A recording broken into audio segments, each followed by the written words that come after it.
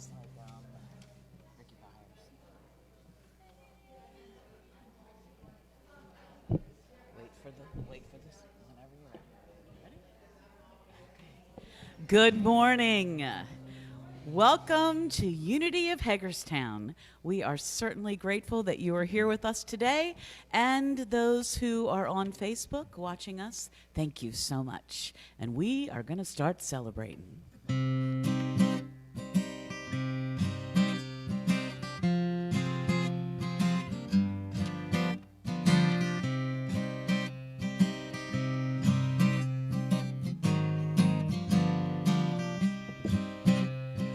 I am celebrating all that I am, all that I have.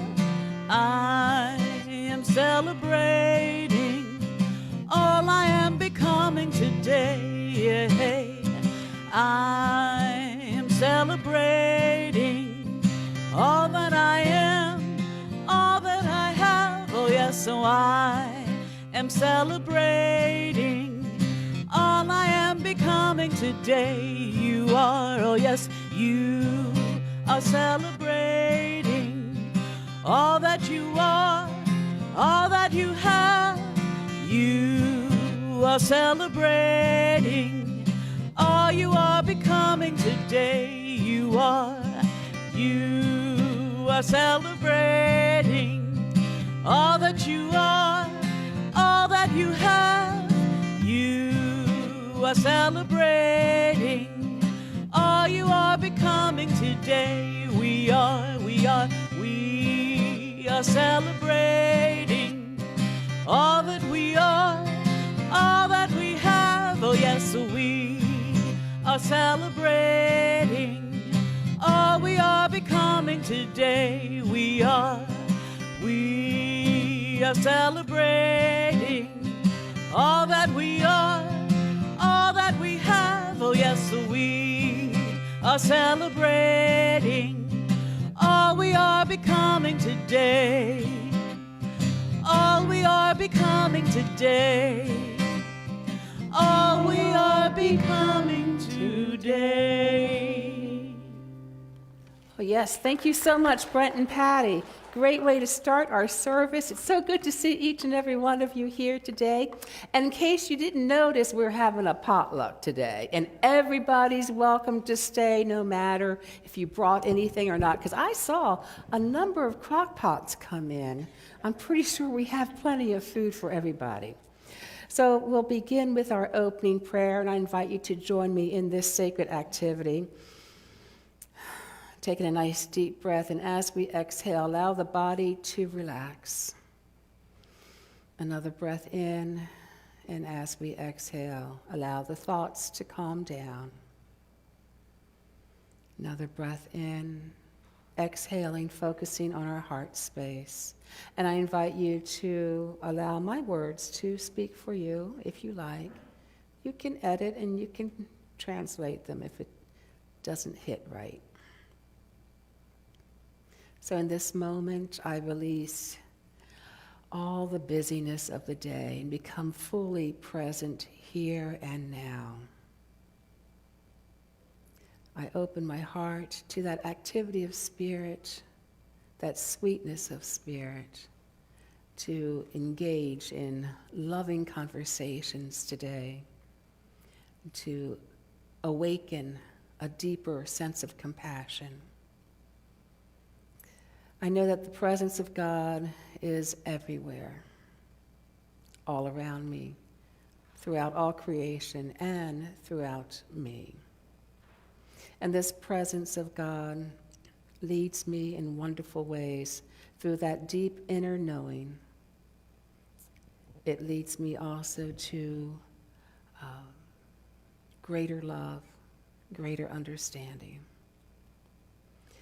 For this, I am grateful for all of these abilities, for the peace that passes all understanding that I connect to here and now. Thank you, God. Amen. So if you'll join me in our mission statement, Together, Unity of Hagerstown, a welcoming community, embraces spiritual awakening through affirmative prayer and meditation, creating a positive path of abundant living for all. And now we'll have the reading of the daily word with Arnie. And as he makes his way up here, just for those who may not know, Daily Word is an inspirational daily material that you can get via your email or as hard copy. Good morning. Good morning.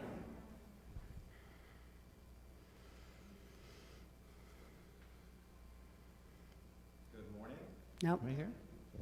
No? You hear me back there? Now we go. Thank you. A little practice here. Anyways, gratitude. Finding the good in situations, even undesirable ones, and feeling grateful is a spiritual superpower. When I practice gratitude, I am living my faith that blessings of all kinds are constantly unfolding and the goodness of God is in all things. Gratitude keeps me positive, helping me to expect the best and not the worst. It opens my heart to the existing blessings and primes me to receive even more. When I live with an attitude of gratitude, I am simply magnetic. I go forth with the expectation I will have what I need when I need it. I will meet the people I need to meet and be in the right place at the right time. In prayer, I give grateful thanks and rest assured my highest and best outcomes are on their way to me.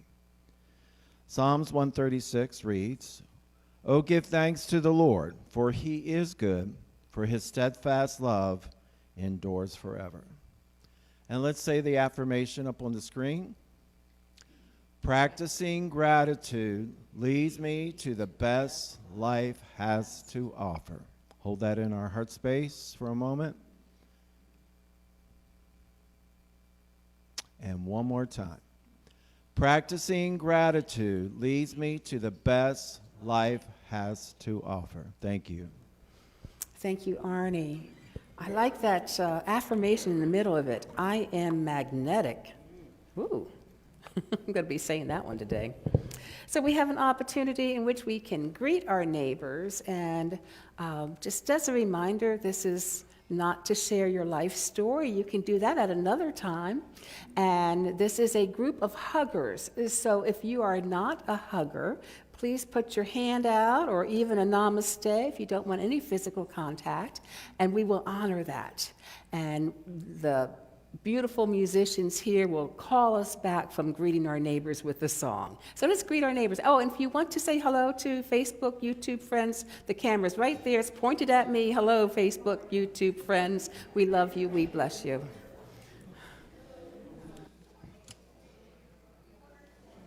You got to. I can't stand that. You've got to, but it should be you have to be. You need to be.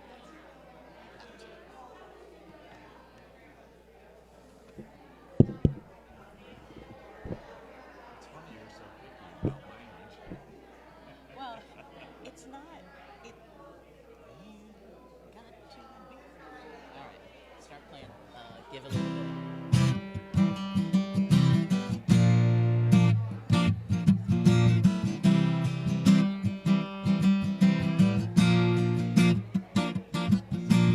Give a little bit, give a little bit, give a little bit of that good, good thing.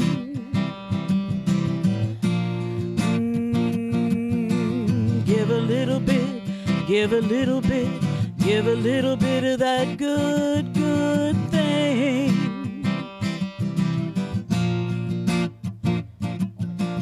Give a little bit, give a little bit, give a little bit of that good, good thing.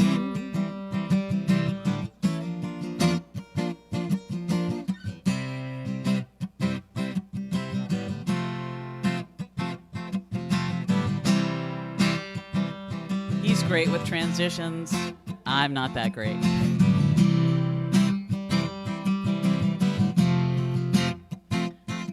Here we go. You've got to be the light if you want to see the light. You've got to be the light if you want to see the light. Because you reap what you sow, you meet what you know, and you see what you believe. So give a little bit of that good thing if you want to receive.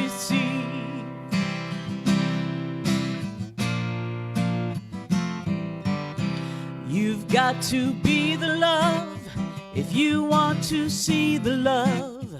You've got to be the love if you want to see the love. Because you reap what you sow, you meet what you know, and you see what you believe. So give a little bit of that good thing if you want to receive. Give a little bit of that good thing if you want to receive. Don't tell me that your life is a desert. Somebody's gotta quench your thirst. You can dance, you can pray for the water, but you gotta get your head straight first. You've got to be the light if you want to see the light. You've got to be the light if you want to see the light. Because you reap what you sow, you meet what you know, and you see what you believe. So give a little bit of that good thing if you want to receive. Yeah, give a little bit of that good thing if you want to receive. All right, we know this, right? We can clap, we can move, we can do whatever we want, right? Give a little bit, give a little bit, give a little bit of that good, good thing. Yeah, yeah. Give a little bit, give a little bit, give a little bit of that good, good thing. So here's how this works. We don't stop singing this until everybody starts singing this, right? Give a little bit. Give a little bit of that good, good thing. Yeah, yeah. Give a little bit, give a little bit, give a little bit of that good, good thing. One more time. Give a little bit, give a little bit, give a little bit of that good, good thing. And you're gonna receive.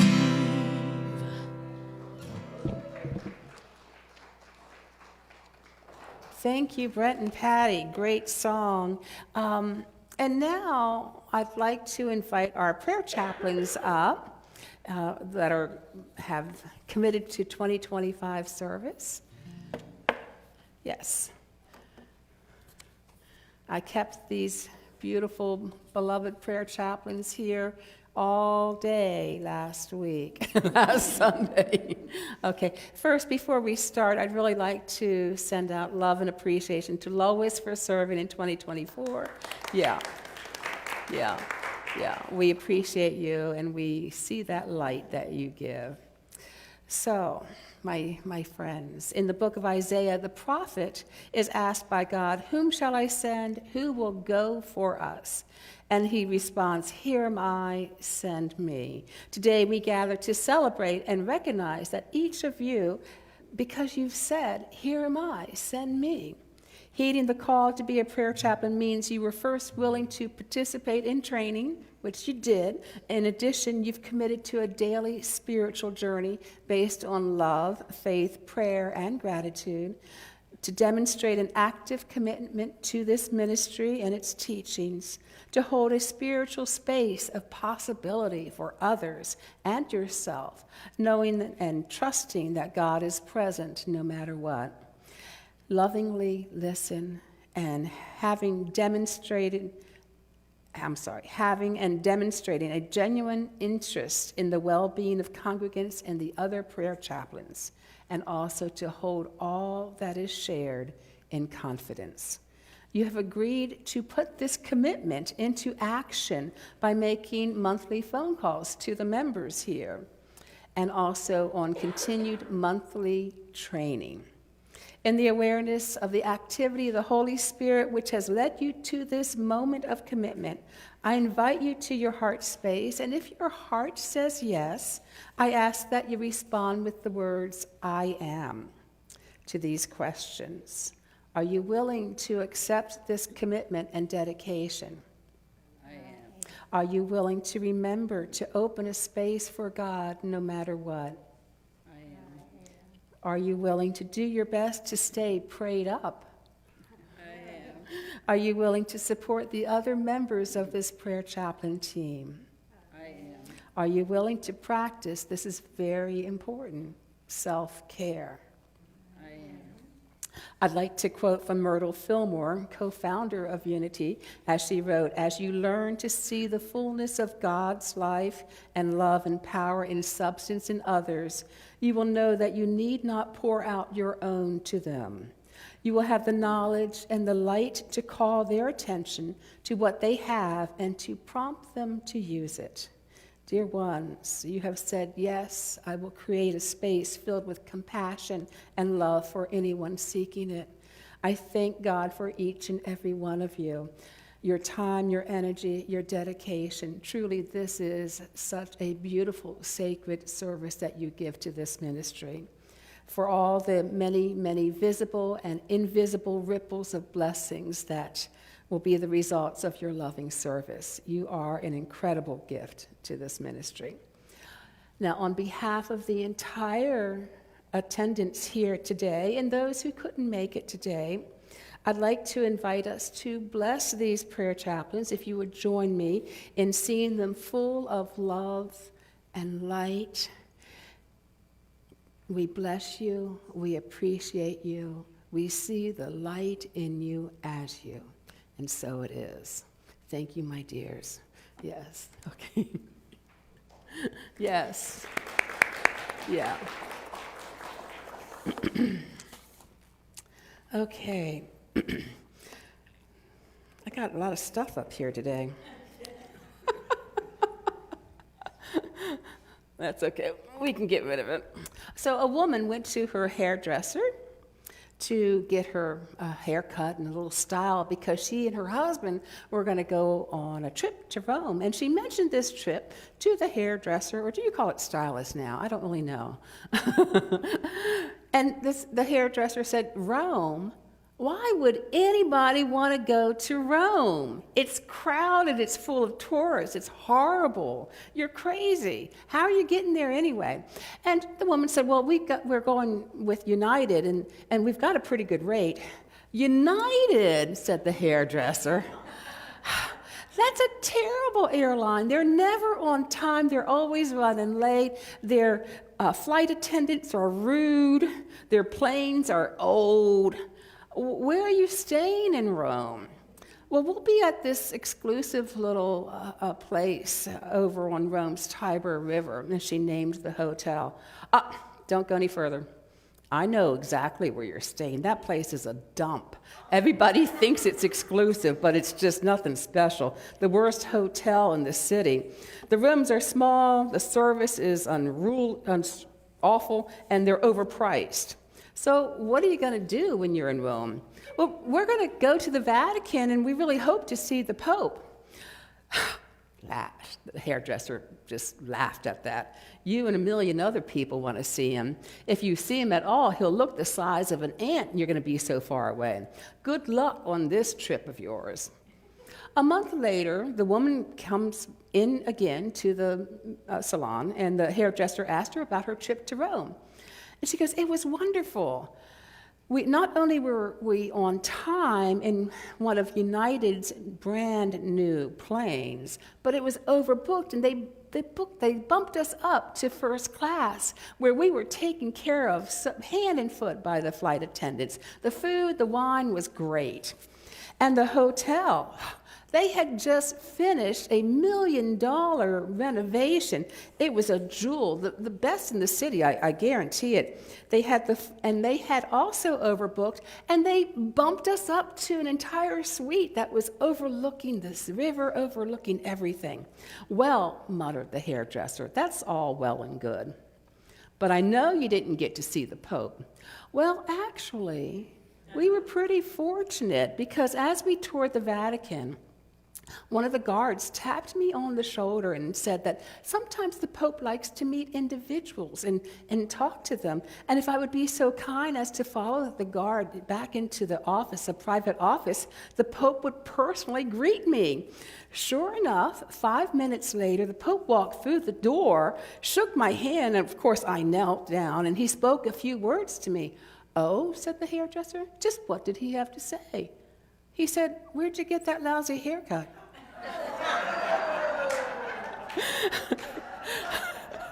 I'm sorry.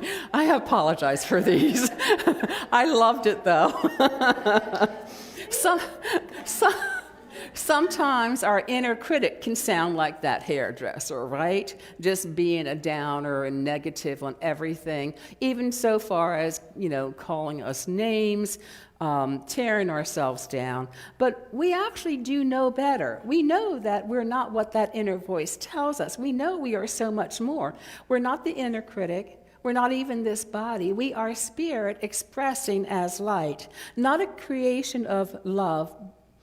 A creation of love, not loathing. An expression of spirit, not spite. A presence of compassion, not condemnation. Jesus, our elder brother, said, "You are the light of the world." In other words, we are that individual expression of God here on earth, just like everybody else. That same Christ nature that was in Jesus is in us.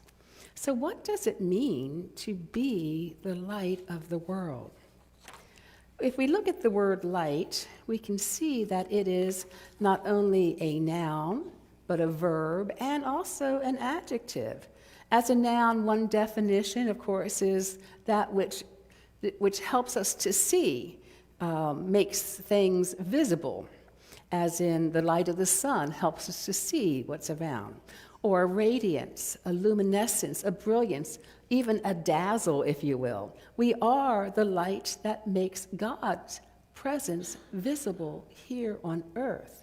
We are that luminescence, that brilliance, that dazzle. Light also means a source of illumination, as in an electric lamp.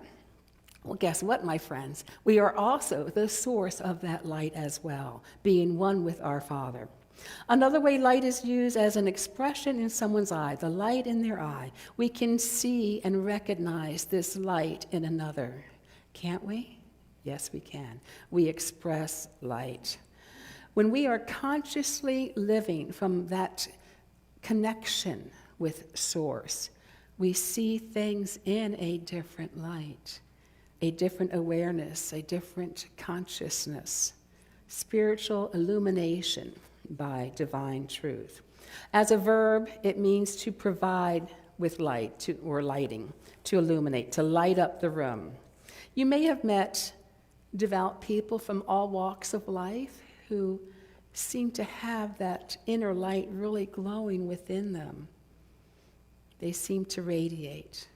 And then as an adjective, having a sufficient amount of light, as in the room was light and airy. We always have enough light within us.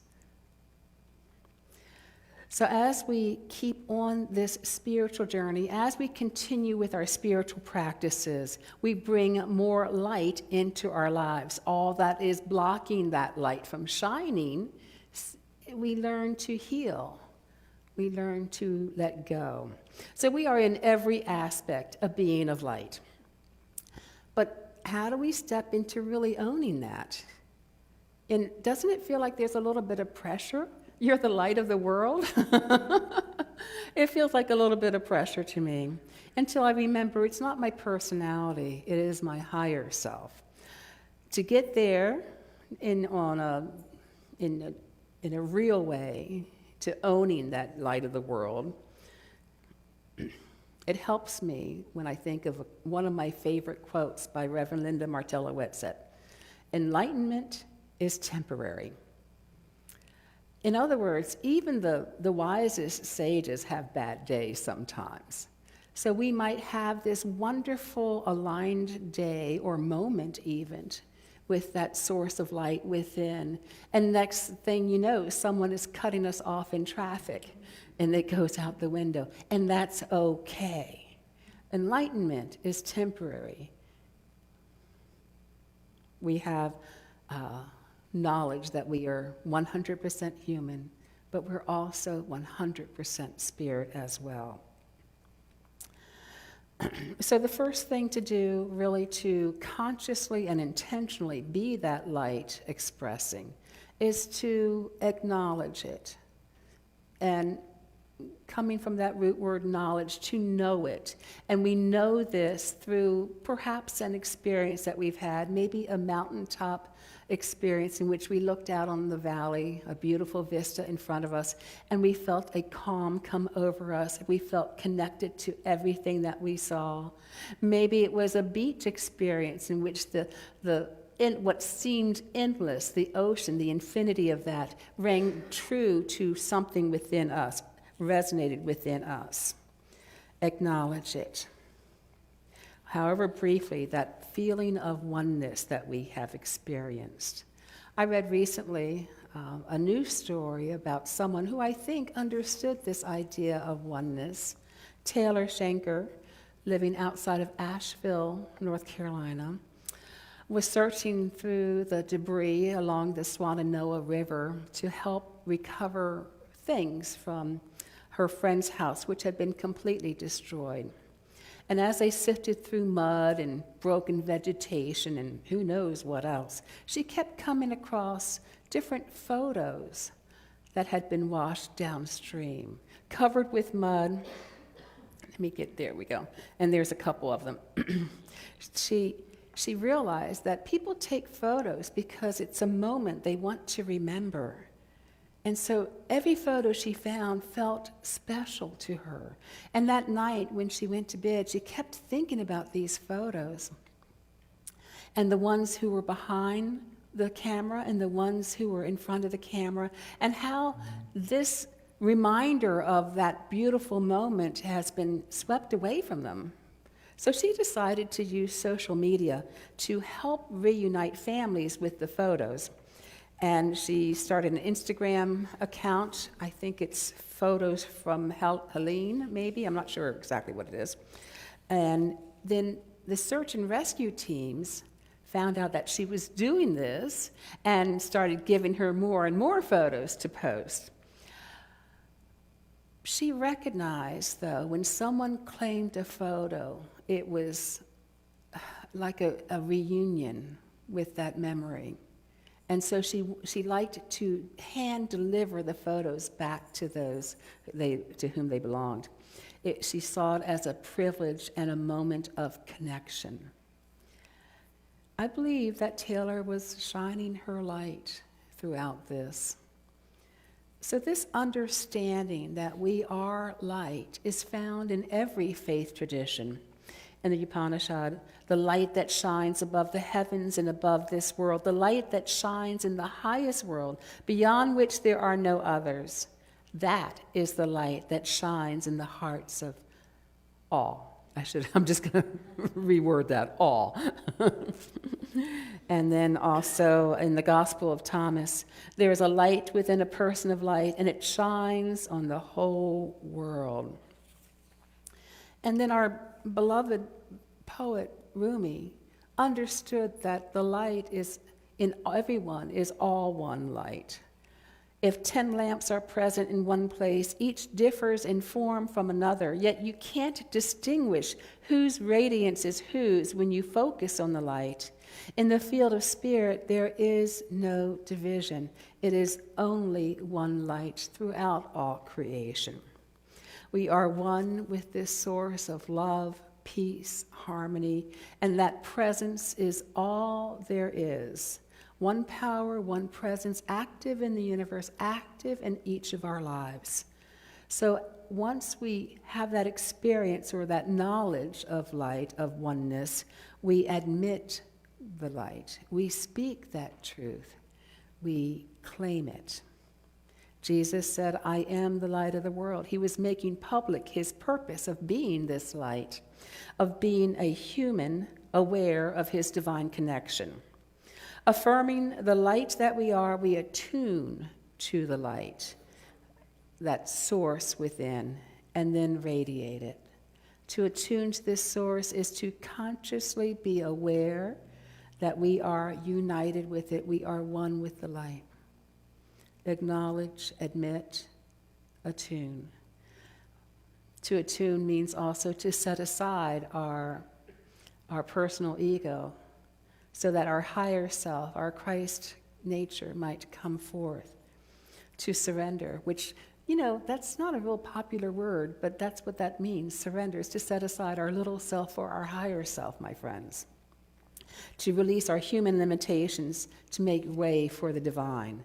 We release the false notion of powerlessness, Martella Whitsett says, and any negative interpretations of ourselves, knowing that we are not merely human. So we choose to make room for something greater. She goes on to tell us, we give way for the wisdom of the self to arise in our awareness. We understand that we do not yield to any external authority. We go within to the state of awareness of our essential unity with the source, God.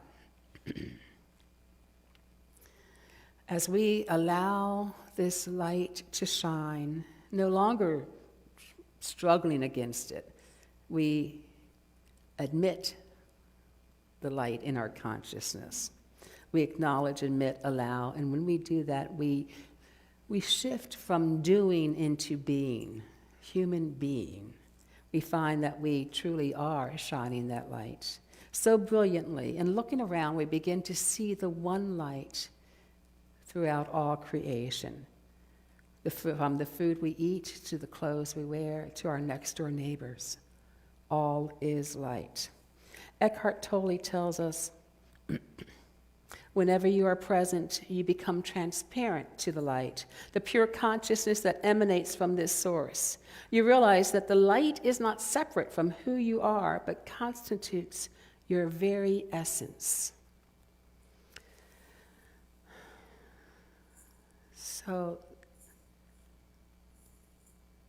this usually doesn't just happen. It happens through our practice, our spiritual practice. It happens intentionally that we move into expressing this light. Martella Whitsett said that practice makes moments of enlightenment more likely.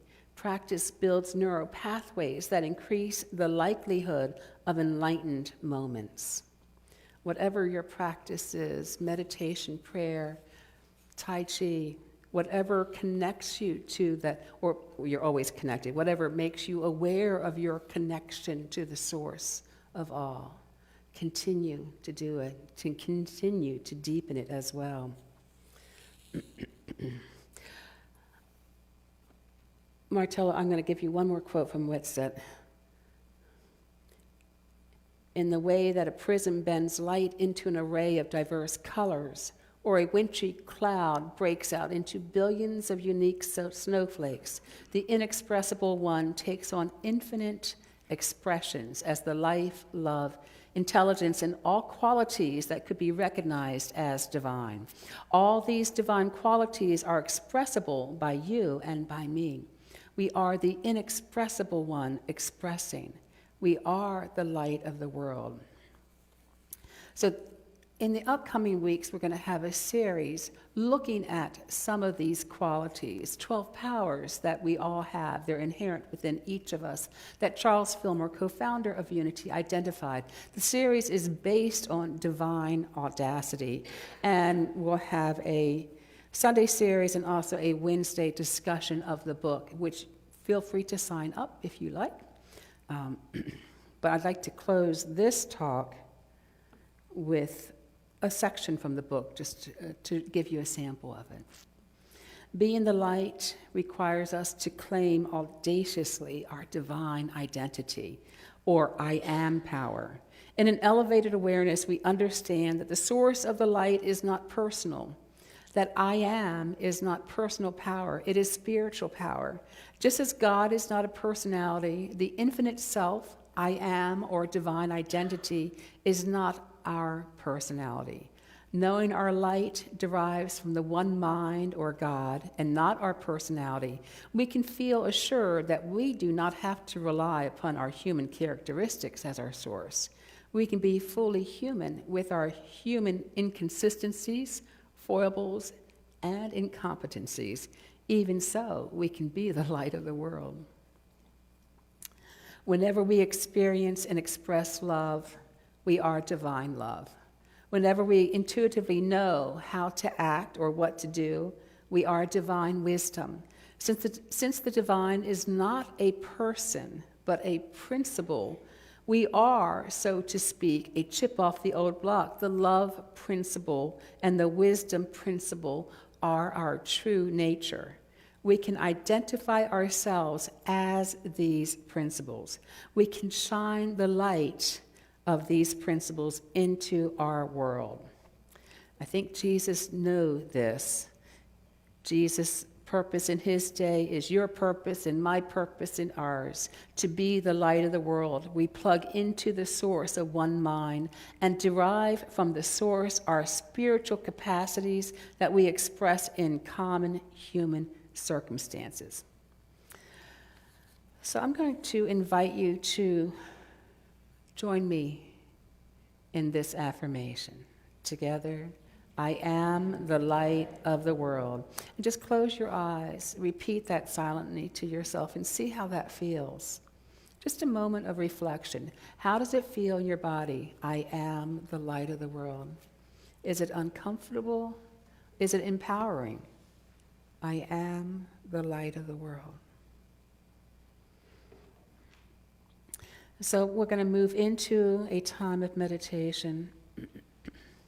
So if your eyes are closed, go ahead and keep them closed.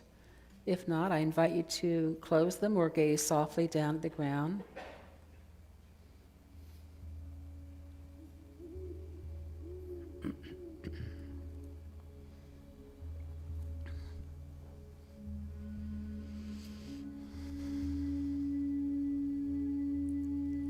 Focusing on your heart space.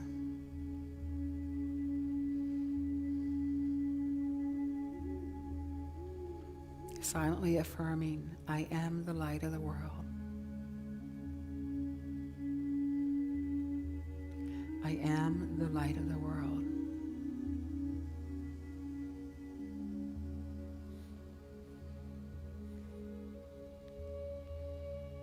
We're going to use that affirmation as a vehicle to stay anchored throughout a period of silence. And also a vehicle to deepen our meditation, to allow that affirmation to unfold for us.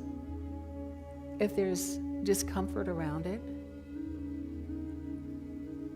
you can use this meditation to perhaps unearth where that discomfort is coming from.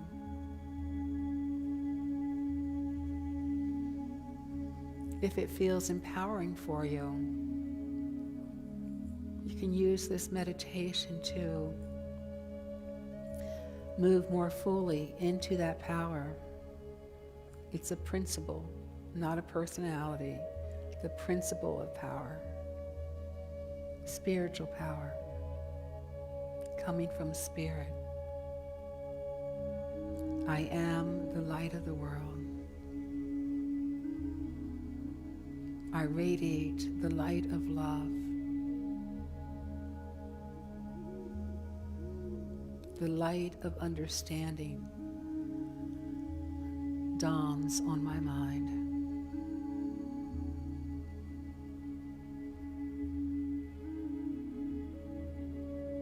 The light and spirit of life activates my body.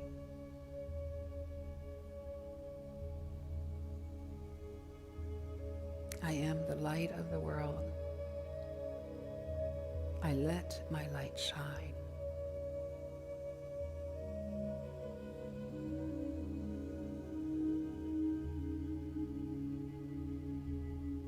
Staying connected to your heart,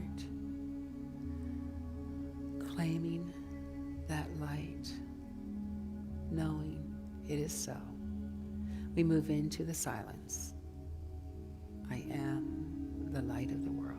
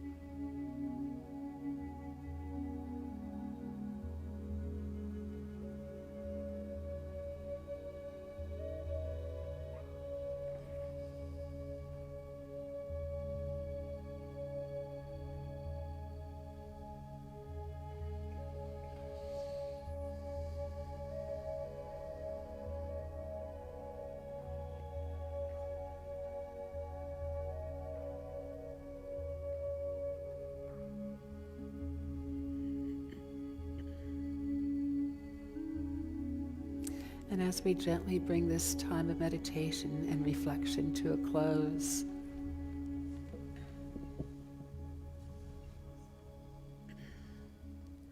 let us listen to the next song by Brent and Patty.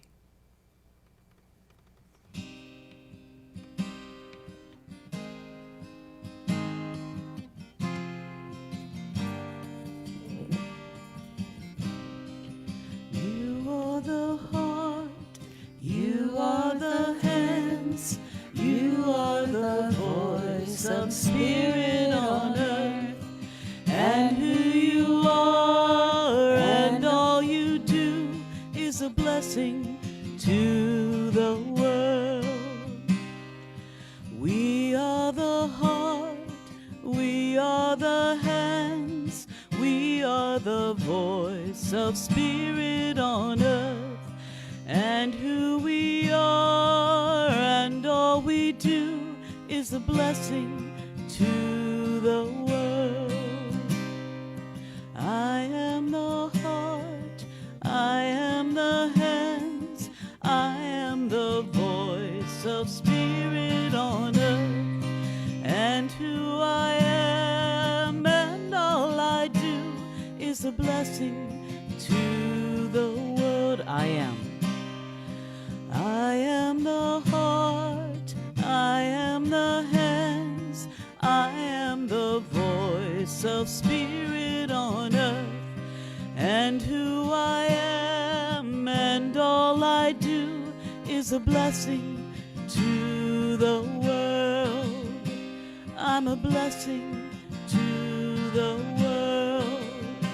I'm a blessing to the world. Yes, you are. And I invite you to join me in blessing our offertory with our offertory prosperity statement. Together, prosperity flows freely through our church, nourishing our ministry while enriching the lives we touch. We are grateful stewards of all that is given, using it wisely to create a legacy of love and service.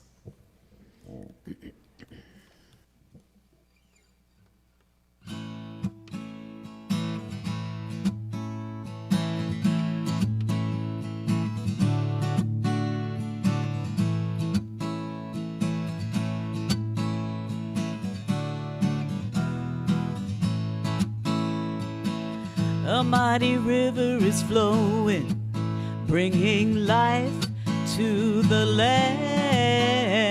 Abundance flows as I fully extend from head to heart to hands. Through me, Spirit move through me, from head to heart to hands. Through me, Spirit move through me, from head to heart to hands, from head to heart to hands. I share from the bounty because I understand. My blessings flow as I simply let it roll from head to heart to hands.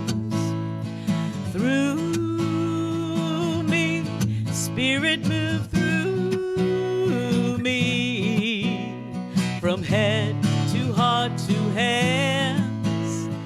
Through me, Spirit move through me, from head to heart to hands, from head to heart to hands. Through me, Spirit move through me, from head to heart to hands. Through me, Spirit move through me, from head to heart to hands, from head to heart to hands, from head to heart to hands, from head to heart to hands. Oh, yes. Thank you so much, Brent and Patty. Oh, please be seated, yes. So we do have a few announcements, and again, as I stated, there is a potluck today after service, and everyone is welcome to stay. It doesn't matter if you brought anything or not. We're going to have enough, and if we don't, it's not going to hurt us not to, right? It's not going to hurt us at all. We'd rather you stay.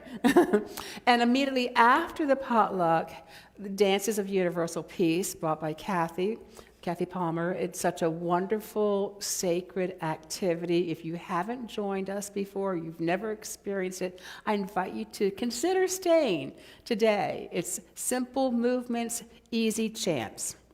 Doesn't get any better than that. Okay. Monday, where's Jan? Yes. Yeah. I think the weather's going to permit this. Yeah. We have chair yoga at 2:30 and traditional yoga at 6 p.m.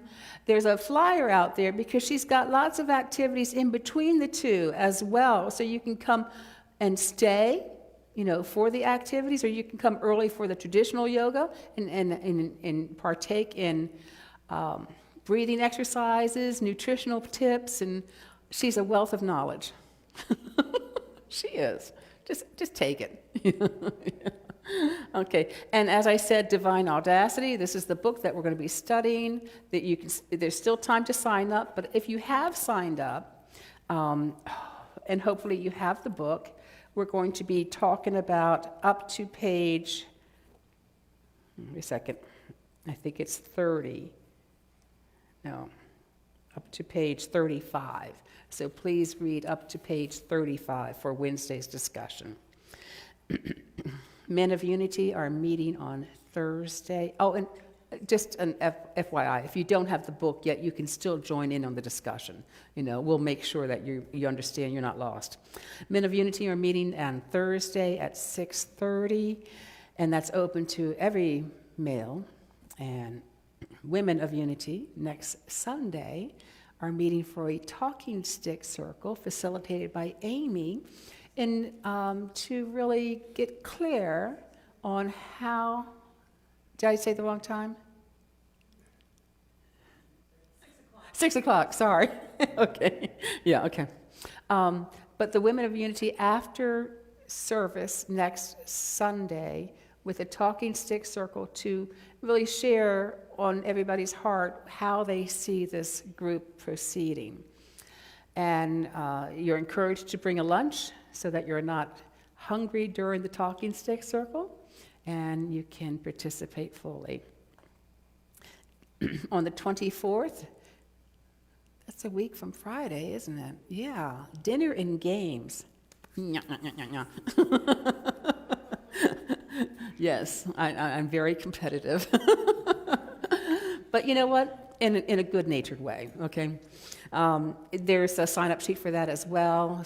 So we know how many people are coming so we can prepare food for that. And then just as a reminder, Zeffie. Yeah, this is our new platform for donations and event registration as well. There's a couple of these around in the foyer so that you can get the QR code and look it up. Yeah, just a reminder that this is one great way to set up recurring giving. It's very easy to do, and unlike other platforms, this does not charge the church anything, like PayPal or Venmo or all those other wonderful apps. At this time, we're going to say goodbye to our Facebook friends. We love you. We appreciate you. We see the light that you are. And before you go, please make a comment in the comment section so we can connect with you as well. Thank you so much.